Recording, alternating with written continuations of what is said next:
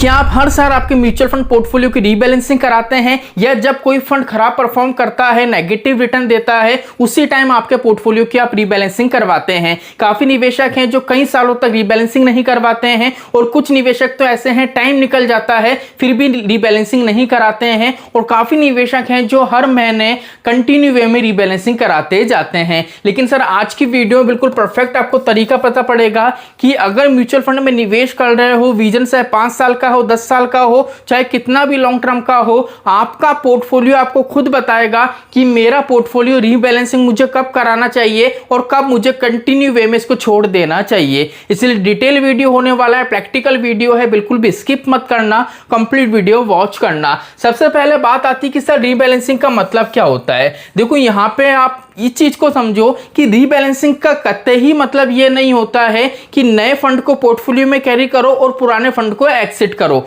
ये रीबैलेंसिंग का मतलब नहीं होता है। तो सर रीबैलेंसिंग पहली चीज तो कब पता पड़ेगी कि हमको रीबैलेंसिंग करनी चाहिए, तो इजी वे में मैं आपको बता दूं। सिंपली आप जिस भी ब्रोकर में निवेश करते हैं, जैसे यहां पे अगर आप देखोगे तो मैंने ग्रो एप्लीकेशन का स्क्रीनशॉट आपके सामने रखा है। अब यहां पे क्या होता है, आपने देखा होगा, अगर एक चीज मैं क्लियर करूं, यहां पे आपको दिखता है एक रिटर्न XIRR। सर अब ये XIRR रिटर्न क्या होता है, जैसे ही आप इस पे क्लिक करते हो तो यहां पे आपको एक तो लाइफ टाइम का XIR शो होता है, और यहां पे शो होता है एक्टिव XIRR। तो यहां पे जो लाइफ टाइम वाला है ना, ये तो आपको देखना नहीं है, यहां पे आपको देखना है सर एक्टिव XIRR कितना है। यहां पे अगर मेरी बात करूं तो 21.49 का XIR करंट टाइम में मुझे देखने को मिलेगा। अब सर यहां से कैसे पता पड़ेगा, तो सिंपल सा लॉजिक है, मार्केट कभी भी क्या होता है इस तरीके से पॉजिटिव वे में ऊपर नहीं जाता है। अगर आप लॉन्ग टर्म के लिए निवेश कर रहे हो तो मार्केट आपने देखा होगा इस तरीके से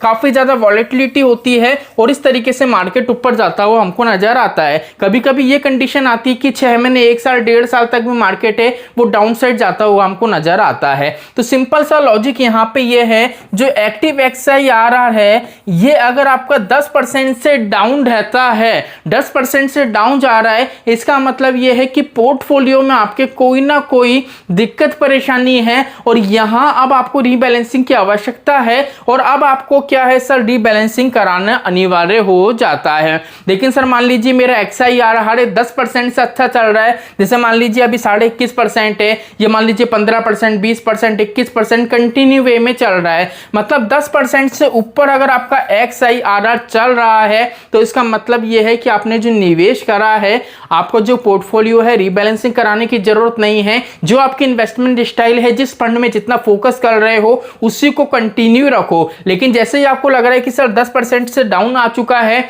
तो सर आप किसी भी फाइनेंशियल एडवाइजर हैं, उनकी एडवाइस लेके आपका पोर्टफोलियो रीबैलेंस करवा सकते हैं। अब बात आ रही है कि सर हम तो डायरेक्ट प्लान में निवेश करते हैं, रेगुलर में होते हैं एडवाइजर, तो हम क्या करें। तो सिंपली आप क्या कर सकते हो, पहली चीज तो अगर मैं मेरी बात करूं, मैं एमफी रजिस्टर्ड NISM सर्टिफाइड एक म्यूचुअल फंड डिस्ट्रीब्यूटर हूं। आप चाहे किसी भी ब्रोकर से डायरेक्ट प्लान के अंदर निवेश करते हैं, आप आपका पोर्टफोलियो मुझसे रिव्यू करवा सकते हैं। रिव्यू की जो कॉस्टिंग है मात्र 250 रुपीज है। यहां पे क्या होगा, कंप्लीट कॉल पे डिस्कस होगा, पहले आपकी कंप्लीट जानकारी ली जाएगी, आपका गोल क्या है, रिस्क प्रोफाइल क्या है, आपकी इन्वेस्टमेंट की डिटेल ली जाएगी, फिर वहां पे आपके पोर्टफोलियो पे वर्क करा जाएगा। 1 से 2 दिन के अंदर आपके पोर्टफोलियो पे वर्क करके PDF फाइल में आपको पोर्टफोलियो दिया जाएगा। उसके बाद वापस से कॉल पे डिस्कस करा जाएगा, कंप्लीट पोर्टफोलियो समझाया जाएगा।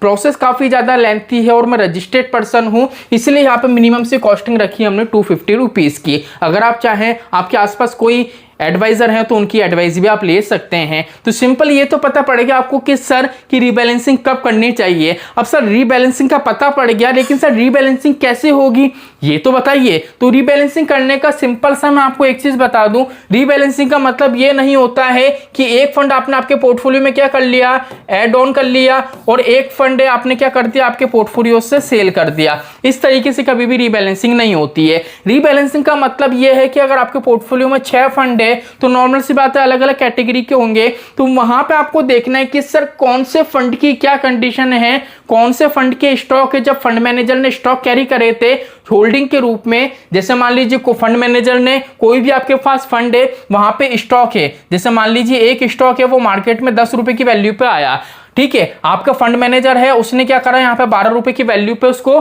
पोर्टफोलियो में शामिल कर लिया, फंड मैनेजर को लगा कि ये मार्केट में पॉजिटिव वे में जाएगा तो यहां से प्रॉफिट बुक करेंगे, लेकिन वहां पे क्या हुआ, थोड़ा सा ऊपर जाके वो मान लीजिए नीचे आ गया, 9 रुपए पे आ गया। ठीक है, तो यहां पे क्या है, अगर आपका पोर्टफोलियो में आपके फंड मैनेजर ने जो भी स्टॉक कैरी कर रखे हैं, अगर मान लीजिए वो डाउन साइड जा रहे हैं, मतलब उसकी बुक वैल्यू से जो फंड मैनेजर ने जिस वैल्यू पे कैरी करे उससे भी डाउन साइड जा रहे हैं, तो यहां पे क्या है सर, हमको रीबैलेंसिंग की आवश्यकता पड़ती है। फिर हमको देखना है कि हमारे पोर्टफोलियो में एडिशनल कितने फंड है, उन कंप्लीट फंड्स का रिव्यू करना पड़ता है, रीबैलेंसिंग करनी पड़ती है। अब आप सोच रहे होंगे कि सर आपने ये चीज तो बता दी है, लेकिन हम कैसे पता करें कि फंड मैनेजर ने कौन सा स्टॉक कितने पे बाय करा था, कितने पे सेल करा है? तो ये चीजें आप नहीं कर सकते हैं, क्योंकि यहां पे क्या है, इन्वेस्टर को सारी चीजें प्रोवाइड नहीं होती हैं। अगर हमारी बात करें तो हमारे पास पोर्टल होते हैं, वहां पे कंप्लीट एनालिसिस हम कर सकते हैं। इसलिए यहां पे मैंने आपको बताया था अगर रिव्यू कराना चाहें तो मिनिमम सी कॉस्ट है 250 रुपीज की। आप बस ये जान सकते हैं इस वीडियो के माध्यम से कि रीबैलेंसिंग आपको कब कराना है, कब नहीं कराना है। लेकिन रीबैलेंसिंग खुद से करनी है तो सर उसमें रिसर्च होती है, खुद से रीबैलेंसिंग करना पॉसिबल नहीं हो पाता है। आई होप आज की वीडियो आपको अच्छी लगी होगी, थोड़ी भी हेल्प मिली हो तो वीडियो को लाइक करना, शेयर करना। तो चलिए आज के लिए इतना ही, मिलते हैं हमारी नेक्स्ट वीडियो में। जय श्री श्याम दोस्तों, जय श्री राधे।